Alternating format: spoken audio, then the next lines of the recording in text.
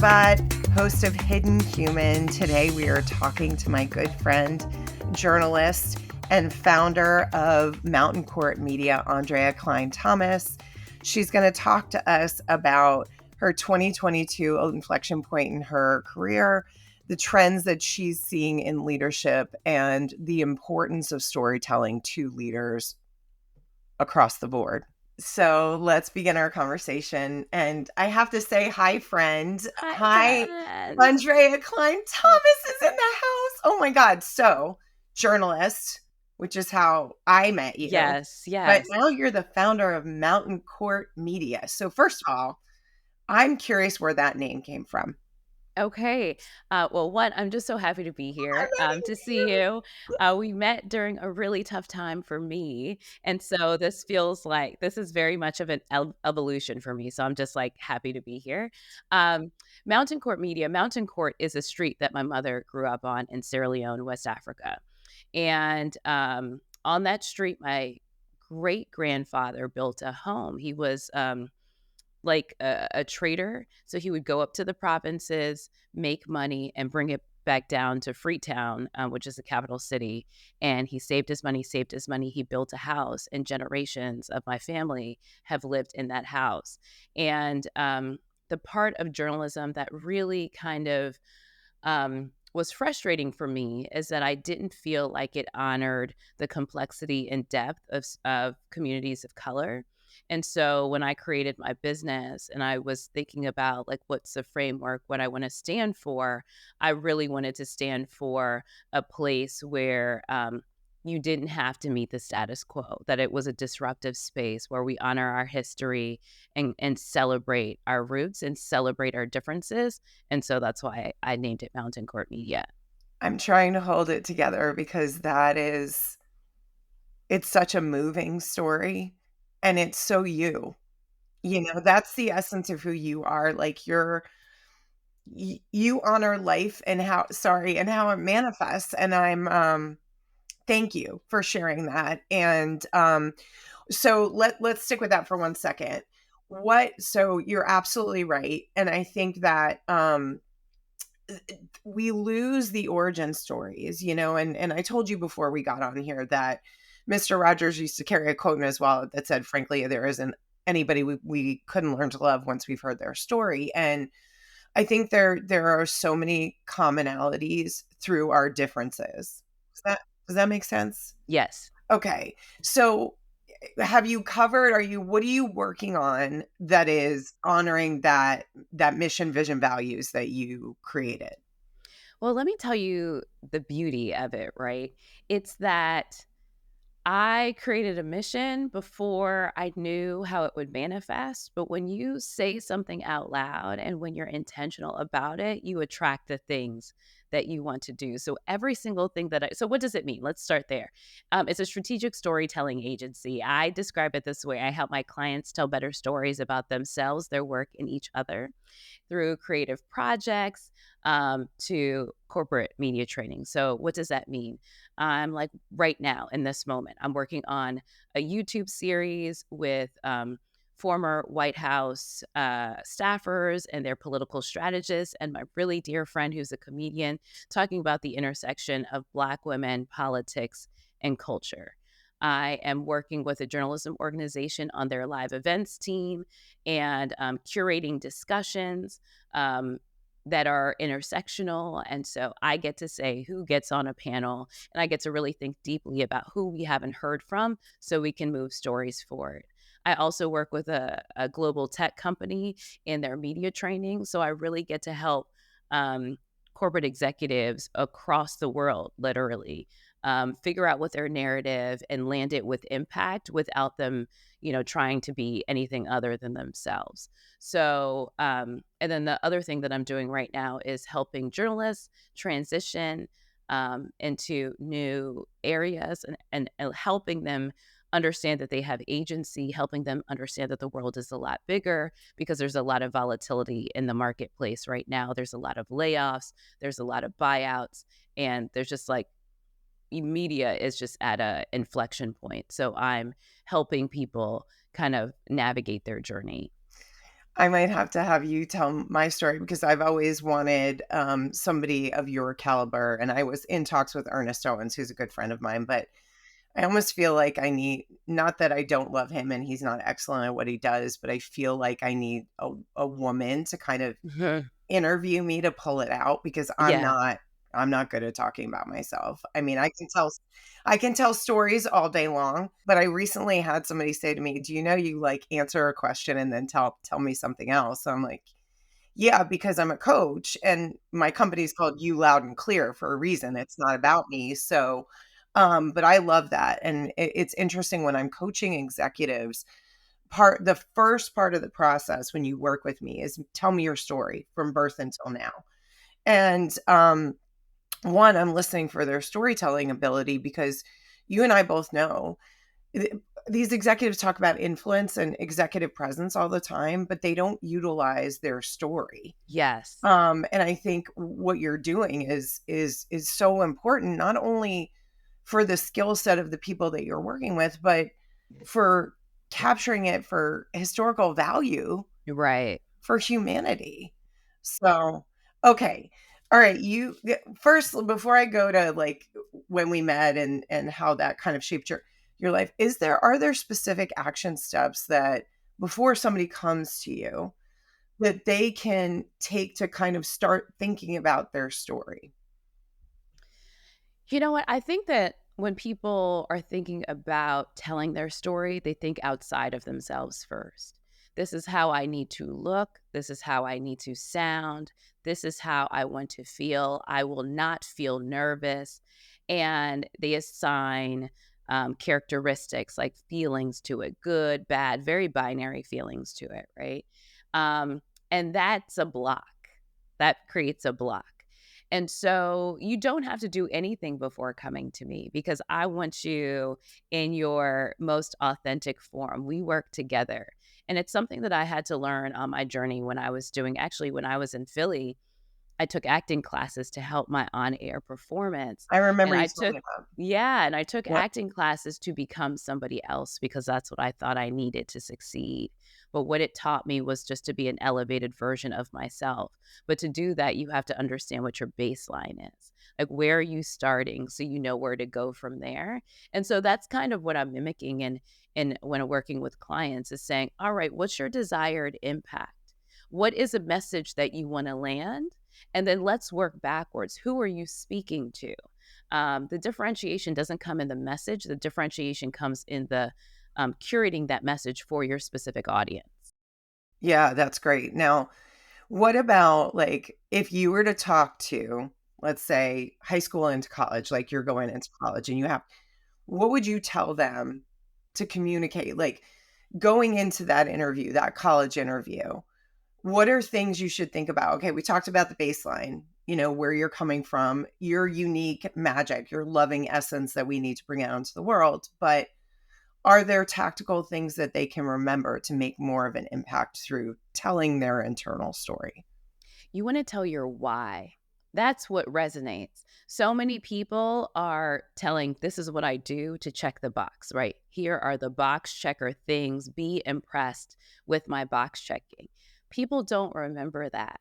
What people remember is the heart to heart connection. So tell them your why, because chances are that there's part of that part of your story that will resonate with them and their experiences that they've had in their lives, right? And that's what makes you memorable. Yeah. Yeah, and, I love that, like, you're, like, literally describing my coaching process, right? Storytelling, and then we go into 2 sessions of core purpose or your why. What's your why? And there are people, and you and I both know because 'cause we've been in corporate. I worked for Clear Channel, you worked for, we'll leave that. Um, if you need to know, Google her. She's amazing. Like, I don't need to give that company any extra flowers. Um, but it's like will go, "Oh, yeah, I've done that before." Have you done it for yourself? Because typically we've done it for the organizations that we work for, their mission, vision, values, but what's yours? Like you told me what your why is, and mine, you can't see it's off camera, is focus on creating belonging. And what I mean by that is You need to belong to yourself first, however you manifest, right? And love on that. And from that place of wholeness and healing within yourself, create belonging wherever you go. So when I have days where I'm like, oh, shit, I don't want to do this, I'm like, come on, you got to model that. So talk to me about a pivotal moment in your career that significantly shaped your leadership style. Wow. I mean, I have I have so many. So my but in framing it with your leadership style, um I would say it's when, in 2022, I left news. I left my job in news. It's the only job I've ever known. Like, not ever known. It's the only career I've ever known, right?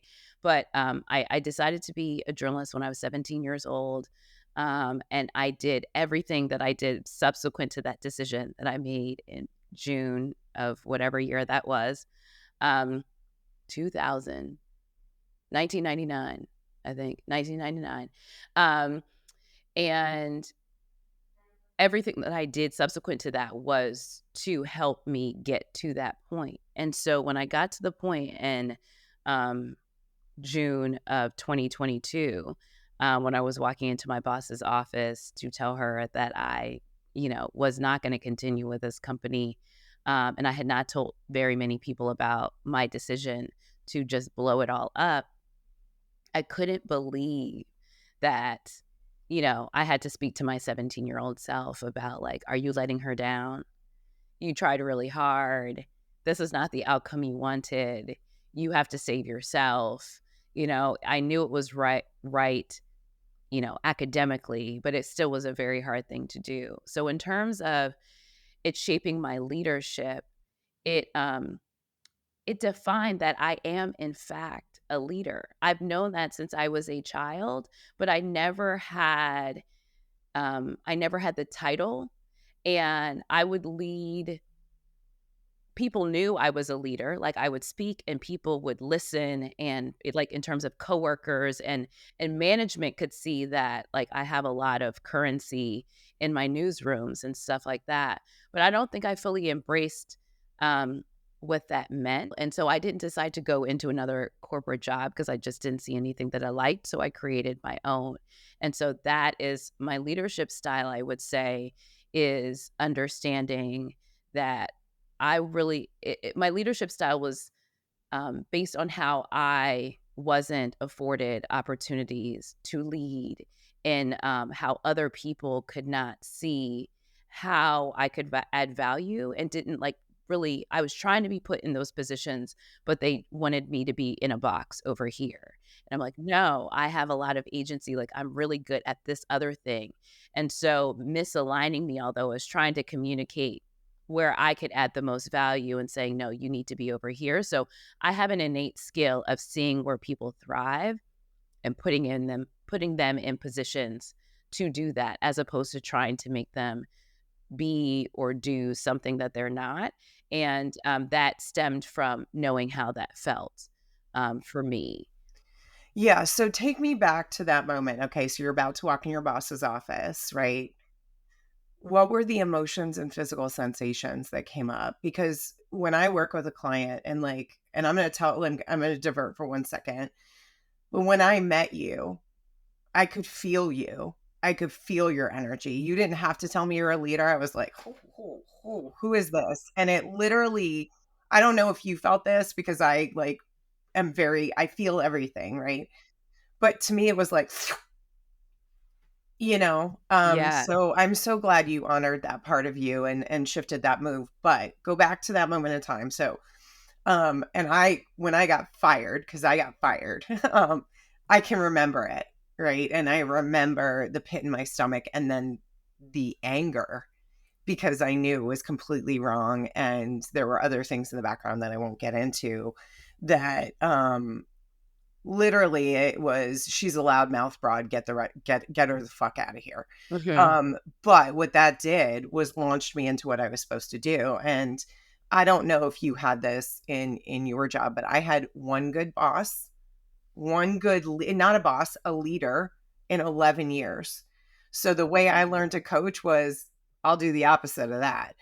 But What were you feeling and what was your body telling you at that moment? You're like, "Oh my god, I'm gonna go blow this up." I mean, in the moment of the day, I mean, there was a lot of lead up work. I was in therapy very consistently leading up to it. I was just doing a lot of work and it just became the only option. I was trying to do everything but that.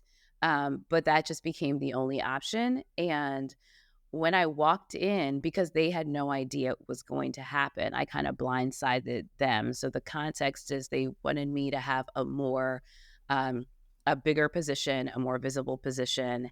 Um, and I declined it because what was presented wasn't something that I would have to disrespect myself to take that whatever that offer was.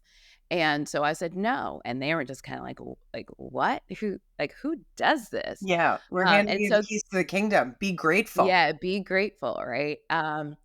And so then it was like in an ambiguous state, like so we have to so the back really quickly, so there was a huge management change, like a whole management upheaval, and so these were the new managers that were in. It was at the time when they had kind of settled into the roles, and they were kind of looking at the landscape and trying to move things around and trying to get things on the right track. And so everybody was having conversations with them about contracts because we didn't really have ones before, blah blah blah. So then it was just kind of like, okay, like we need her under a more stringent contract, like a traditional contract, and what is that going to look like? So the meeting was to talk about my future with the company and what I really wanted that to look like. And so what it ended up becoming was me saying that I don't want to have a future in the company. And so that's not at all the premise of how this meeting was going to go. So walking in, I was just thinking about how am I going to say this because I hadn't landed on a script in my head. And I fumbled and bubbled and fumbled and bubbled. And then she said, "Are you saying that you're leaving?" And I said, "Yes." And then I started to cry. So it wasn't like had my cape on, had my theme music turned up. I Yeah. started to cry because I could not believe that I was saying these words out of my mouth in a meeting that really, really mattered. Were you in Um, your body at that time, Andrea? Like, when I have I those wa moments, I hover out. You know what I Yeah, no, mean? I was because I really the whole point of it was showing up for myself. And so it wasn't something that I wanted to flee. It was something that I wanted to remember. Um, and it was something that I fully wanted to experience because it was me standing up for myself and me choosing myself. And I hadn't necessarily done that in my career. I had kind of taken what I was given and accepted it. Um, but in the work that I had been doing for years leading up to that moment, I was saying that was my line in the sand. And I really wanted to be fully present for that. So, yeah. And so she was shocked. I was like, oh boy, you, you said that out loud. Like, oh, okay, girl. You're going to have to deal with the consequences now. Okay. There What's might be out there? consequences. Like, it's a real thing now. It's not it doesn't just exist in your head anymore. It's a real thing now.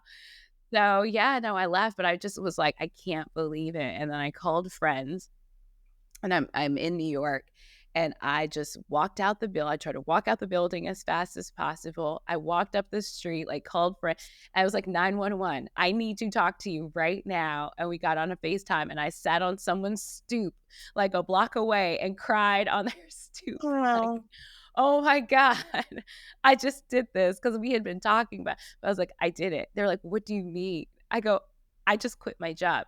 And so it would the day I quit wasn't the day I left because I couldn't leave for another month, but by that night, I came home and I just looked at myself in the mirror and said, "You did it." And I was like, "Well, God, I don't have anything lined up.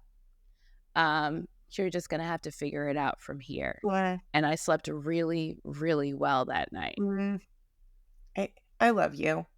You I you love are you. so brave and, I love that you brought God in, because, for me, like, let's just be clear. I don't care who you vote for, pray to, or sleep with. Like, as long as you're a good person, you're not doing harm to yourself and others, go with Right. God, my friend, like Right, whatever that right. looks like, right? But I think, we in this country don't, well, first of all, we conflate faith with religion. Let's Right, start there. right. But for me, leaning into having more faith than fear, I think back on my own life and I think about how many times God, the universe, whatever it is, stepped in and guided me because I was like, I don't know what's happening here. Like, Jesus, take the wheel Yeah. because I have no GPS, but it's always landed in a better way, and it also, like, I'm really playing with this idea, and I'd love to hear what you think about it, of surrender, right? And I used Yes. to think surrender was like, okay, I'm giving up. Well, surrender for me now, in the context I'm talking about, is really about, here's where I want to go, God. I'm surrendering the how to you. Yeah, yeah. Yeah. And I think it's a co-creation, right? And so I recognize that I use brute force in my career. Me too. I did all the things. I pushed that boulder up the Oh, mountain. yeah. You know what I mean? Yeah. Yeah. Sweat on my brow. I Yeah. pushed it and I said, "Okay, this is where it got me." And there was a lot of grace in there too, a whole lot. Um, but where I need to go is going to take a different version of me. And so I can't use those same tools in the same way to go to where I needed to go. I did what I needed to do in that season because that's what I needed to do. But in this new season, I just don't want to have a parallel track. I want it to be fundamentally different. And so surrender has to be a really big part of it. Understanding that it's uncomfortable, but the comfort in choosing that way was because I knew I had done the work. I knew I had been good to people. I knew that my intentions were good. And I said, although I don't know how it counts, I know it counts for something. Yeah. Yeah. And I don't know if you believe in karma. I do, and I was thinking about this morning when I was at the gym, like, getting ready to go into class, and I was like, "Karma's awesome, and she really has an amazing sense of humor."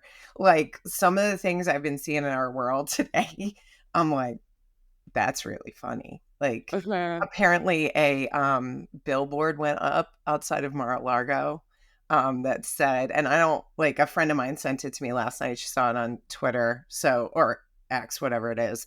Um, and so fact check this because I'm not sure if it's true, but apparently the billboard says, "Welcome to Mar-a-Lago, home of the convicted felon," and a picture of him, and I'm like, "Oh my god, that's really funny, like, really funny." So, but what I'm rolling around in my head is, who are the leaders that have inspired you the most, and what lessons did you learn from them? So my parents, first and foremost. So I said they were from West Africa. And so they're just their story of immigrating to the country and creating a life from scratch is a pretty amazing feat. And I have a brother and a sister, and we're all doing well for ourselves. And so, but we are rooted in the culture. So growing up, I would go back to Sierra Leone every other year because I had a ton of family there. And a lot of them have since come to the States, but I still have a good number of families still in Sierra Leone or in the UK. And just being raised with a sense of culture. So the biggest part of the culture is community. And so you don't do anything alone. There's always at the house, there's always everybody there, like there it's not a singular nuclear family. And even in the DC area, my parents had cultivated a community. So I had all these people around me. I grew up with a lot of people around me. I didn't know who was blood relatives, who wasn't. Everybody was auntie and cousin and this and that, and that's how I was raised, and so that's how I live my life is I don't do anything by myself. I do everything in community. Those were probably the biggest influences on me. In terms of like pop culture, It Oprah, does of course. Yeah, it doesn't have Yeah. to be pop culture, it could be anime. But yeah, but it's like in terms of pop culture, like Oprah for sure, because what I couldn't articulate as a child, it wasn't like, I wanna have my own talk show. It was, wow, this is a Black woman who does not look like what culture says she needs to look like. She is not going with the status quo in terms of, like, the topics she did at first, and then she completely changed, and the masses are following her. They say Americans don't read. She started a book club. It was, like, massive. Don't do this. She did this. And so she always was, like, responsible with her social currency, and she showed up in ways that were counterculture, and it worked. And so, and that she was true to herself and let people in on her journey. And I'm obsessed with her. And so that's why, like, Oprah is it Have you met for her? me. I have not. Okay, Oprah. Yo, Oprah, if you're listening. I dream about that day talking about staying in your body, I dream about that day because if there's any like, just through journalism, like, I've met, celebrities, political figures, stuff like that, and people are people, right? So I'm not like, "Ah, oh my god," but, Oprah will make me forget my name, like, I feel like I would, like, take off. I would just, like, completely be out of my body and take off, like, so, yeah, so her. So I would say those were probably the 2 biggest ones. And then lastly, I would say, when I was doing the work to try to figure out, like, when I met you, I was doing a lot of work of, like, what is this feeling? Like, what am I supposed to be doing? And then I was looking to who do I admire and why? And they were all women who had their own businesses. Um, all of them had their own business. So they're on television and they still had their own business and they used their personality to put good in the world. And so as I was deconstructing, why do I gravitate towards this person and this person and this person? That was like their common thread and common theme. Still not putting the two and two together that that's something that I would do, but that's kind of, you have to follow the patterns, right, in your life. Oh, yeah. Yeah, and that's part of the reason why I have my clients tell stories. Because if I start seeing behavioral patterns that are blocking them from being the best version of themselves, I'll, be able to call that out. But, I was shouting out for Oprah for you, and, I don't fully know what this means, but Right. it's 8/8, the Lion's portal, which is, like, the most powerful day for manifesting. Oh, So wow. I am gonna call out like she's listening to this podcast, but Oprah, Okay. if you're listening, please reach out to my friend Aundrea, please. 'Cause she's amazing. So, okay, let's talk about this. Diversity, equity, and inclusion. Yeah. You and I both know. And when I look at my friend and colleague group, it is very intentionally diverse, equitable, inclusive, right? But do I sit there and go, I don't have enough non-binary friends? No, it doesn't happen that way. It's just I want to benefit and learn from other people who don't look like me because I feel like I would be robbing myself of the richness of life if I didn't have that, right? But let's talk corporate. Why is it important to have diverse voices from underrepresented communities and to amplify their stories and amplify them in leadership positions? I mean, you're just gonna have a different outcome. Everything is better, when more people can come to the table, and there's plenty of data to back it up, so it's not a warm and fuzzy thing. Um, just in terms of storytelling, it's because the world is a multicultural world. Your customer base is multicultural, and they have to see themselves reflected, and it is nuance, right? And so, um, they everybody has blind spots. You do, and you need to be able to have. It's not enough to have people in positions. They need to be empowered to not just show up, like have their face on the website. Their experiences need to be welcomed as well. And I think that's kind of what's missing because that's not quantitative, right? And so it's hard to measure if somebody feels comfortable bringing their experiences forward. Um, but it's fostering a culture where leadership can be quiet and can listen and then can take the feedback and have that feedback loop of they can take the feedback, implement feedback, and the other way around, right? But it's a cultural shift. It's not just having certain people in places, because just because you have people of with intersectional identities in positions of power doesn't mean that they are empowered. Those are two very different things. Yeah, I have a coach in our cohort. It's a network of almost 60 coaches worldwide, that manifest in different ways, right? From indigenous cultures to a transgender former executive of PNC Bank who's actually running for office in Oh, right, Florida. right, right, right. Yeah, she's awesome. Her name is Ashley Brendridge. She's great. But I remember talking to Kapiolani Laranal, who is one of our indigenous coaches, and she was saying, prior to becoming a coach herself, she worked for Yale's Native American Studies Center, and she's like, well, it didn't work out. I don't know if you've heard this story that Mama Yale has a big purse, but it's always closed. And I said, no, but let me guess what happened. She goes, sure. I said, they made you all these pretty promises. You take the job and none of it is true. And she goes, yep, yep. And for me, it's heartbreaking because she is one of those people. You would love her. I should probably connect you to, Yeah, who is all about bringing everybody to the table and claiming the land and really honoring who you are in the space. So I just absolutely love diverse stories. I just yeah, do. I think it's important, and you're right. Our culture, there's a reason why it's called a melting pot, because it's so rich. But going back to Sierra Leone, because I was thinking about this, and I've been talking to a lot of people who are from different countries in Africa, and this can be a very controversial topic. So are you ready? Tell me about your jollof. oh yeah. So we never enter the race because it's actually the best. That's what I So hear from everybody. so we don't need to frolic in that way. So yeah, no, it's all very different because there's some that are like very tomatoey based, and ours is not like the Gambians have, they call it Benachine as their jollof rice. And they're like, their rice kernels are really little. It's good, but ours is just better.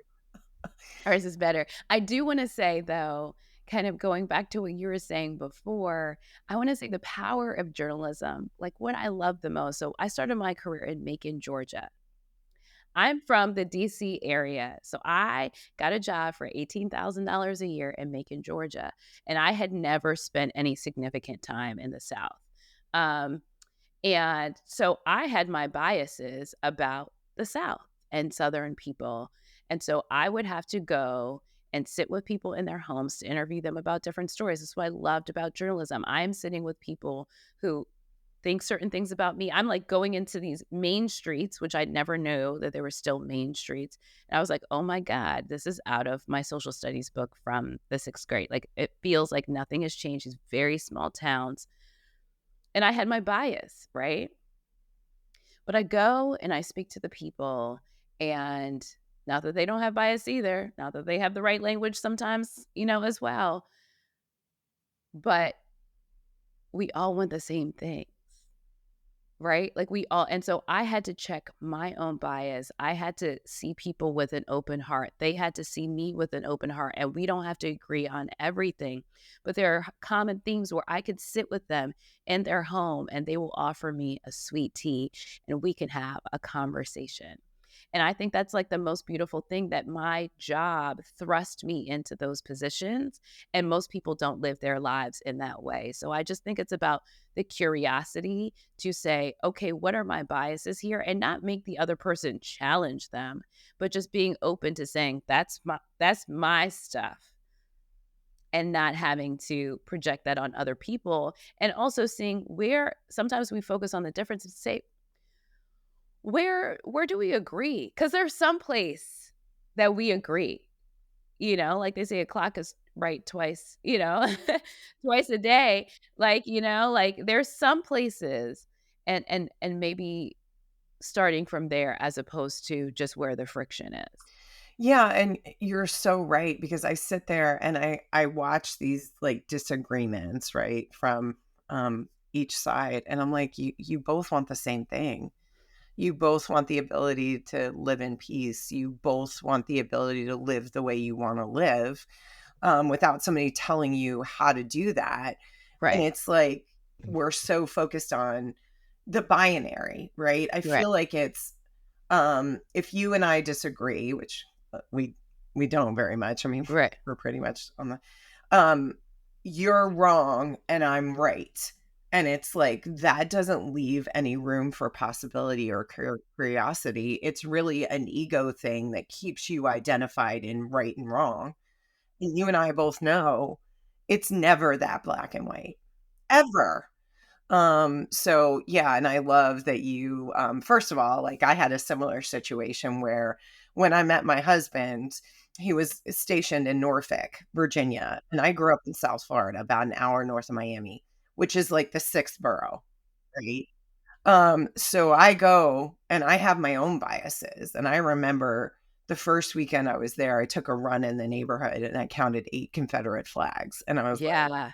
Yeah. I was like, "Where" I called my mom crying. I was like, "I don't know what I was thinking and where I moved, but this is not it," Yeah. right? Yeah. And while that was part of my journey and I will honor and respect it, it just was not where I fit. And it felt like I was chipping off really valuable parts of myself to kind of fit into this society that just wasn't in alignment with who I am, and then I moved to Philly and I was like, "Oh, here's home. Yeah, yeah, that Okay." feels a lot better. This feels Yeah, a it lot just better, it yeah. does. It feels a lot better, but, um, the future of leadership, let's talk about Right. that, and then we'll Okay. go into some rapid fire questions if that's okay. Okay. Alright, so what changes or trends do you foresee in leadership in the coming years? I think the trends that are here is that leadership has to be far more authentic. It has to be far more open to saying, I don't know the answer to this, and I think that there also needs to be a greater emphasis on a feedback loop. So we're not just serving our customers, but we're also internally serving our employees because employee wellness has to take center stage. We are reframing our relationship with work. And I do believe that there is a balance of where productivity can still be maintained, but people still have a life because it's very expensive to go try to keep finding new people. So I think the thing is that I wish more leaders understood is that you can set the bar really high. You have to treat people good and they will go to the ends of the earth for you.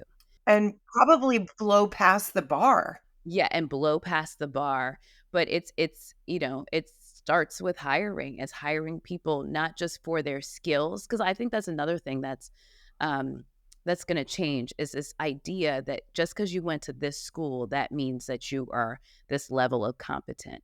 Like, the people need to come from this pedigree and this background to do this type of job. I think we need to open the door more to understand in the hiring process people's collective story, um, because not everybody was given the same opportunity, but that doesn't mean they can't do the job. That doesn't mean that they can't rise to the occasion. So I think you'll see that trend. And also, college is so incredibly expensive that it's pricing everybody out. But that doesn't mean that competence, can't follow. So I think that you'll see the change in leadership of being more authentic, hopefully more transparent, but also in the hiring process of opening up the doors to people who are considered non-traditional, and giving them a shot at these opportunities. And it's interesting we're having this conversation at this time shortly after, Vice President Harris, picked Tim Walz because he is the untraditional politician where he didn't go to Stanford, he didn't go to Princeton, he did, you know what I mean? These are the same type of schools. He was a teacher, he's a very everyday man. He was in the National Guard, like his resume, but also how he rose in leadership. I'm just hoping that we see more of that where you see people who are able to have different lives, right? Different seasons, different lives, and that they don't have a cap on how far they can go. But it takes leaders to say, hey, let's open up the doors a lot more. Right, and knowing that I love this, first of all, and I think the authenticity has to be rooted in alignment, meaning your externally facing face needs to be the same outside versus inside. You know what I mean? And I love you talked about serving employees, and I want corporate to make the shift that your employees are your customers as well. Mhm. You know, and I love that, and, like, to understand that education doesn't have to come in a classroom, because I think back to my grandmother, my great-grandmother. My grandmother didn't go to high school. She Mhm. did piecework during World War II, and, they saved the foil and all of that, but she was one of the smartest people I knew. Mhm. Read all the time, was just, plus being a good person. So, all right, are you ready for your 4 rapid fire I'm questions? ready. I'm ready. Okay, what's your favorite comfort food? Favorite comfort food? Okay, so this is actually a Sierra Leone dish, and it's called okra soup, and it's like it's almost like they're like gumbo. It's almost Yum. like a gumbo, but I love okra, and so my mom, every time I go home, she makes it, and so that's my comfort food. Can you describe it a little bit? Because 'Cause I'm hungry right now and I wanna hear, like, It's what's so in. hard to I don't even know what's in it. I'm, like, awful because I cannot cook African food because my mom does it so well, but it's just over rice. It's almost like a gu it's not so soupy, but it's almost like a gumbo over rice, and, she puts shrimp in it, and so you could put meat or whatever. I don't eat I'm a pescatarian now, so she puts shrimp, and it's just so good, and I love it, and the thing is that my family, they love different things. I'm the only one who that's my favorite, but that is my comfort food. I love that. Yeah. I love that.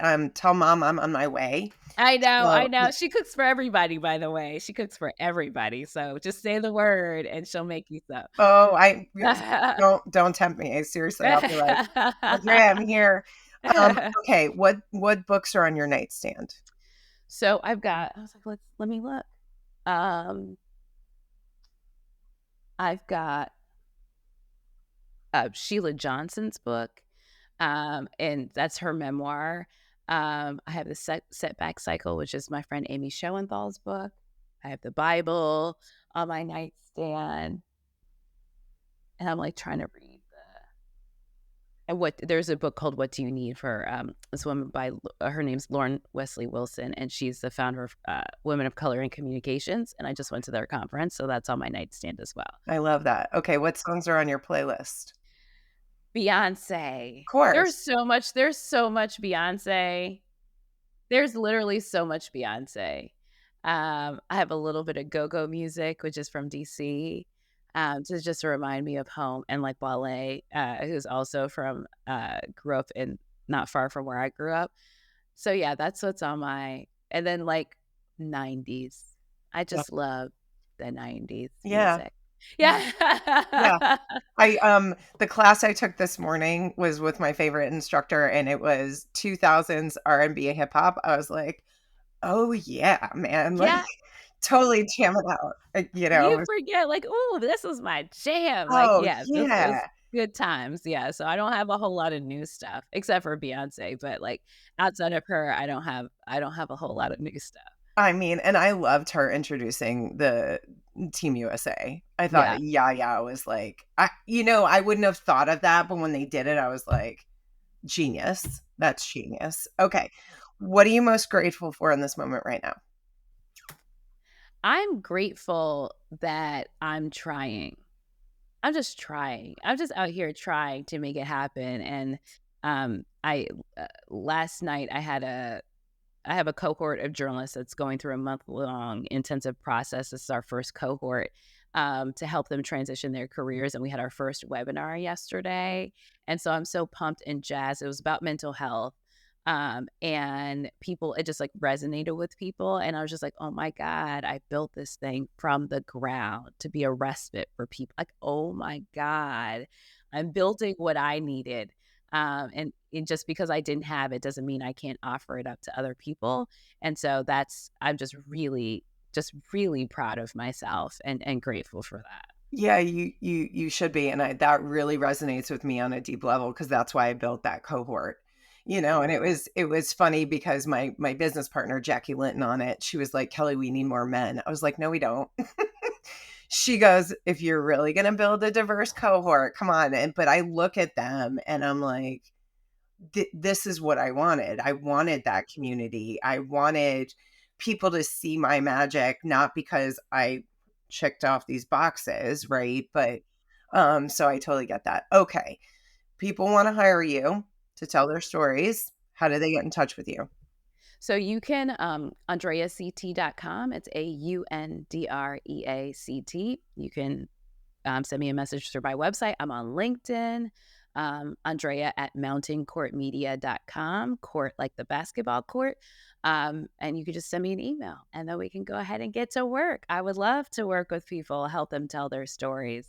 I love that. And thank you so much for spending your precious time currency with us. I mean, I appreciate you so much, and I could sit here and talk for hours with you. You know that. I think we've done that before. Thank you to our audience for listening. It's our intention on Hidden Human to inspire you to go out and have authentic conversations to deepen the relationships in your life. Thank you so much, and make it a great day.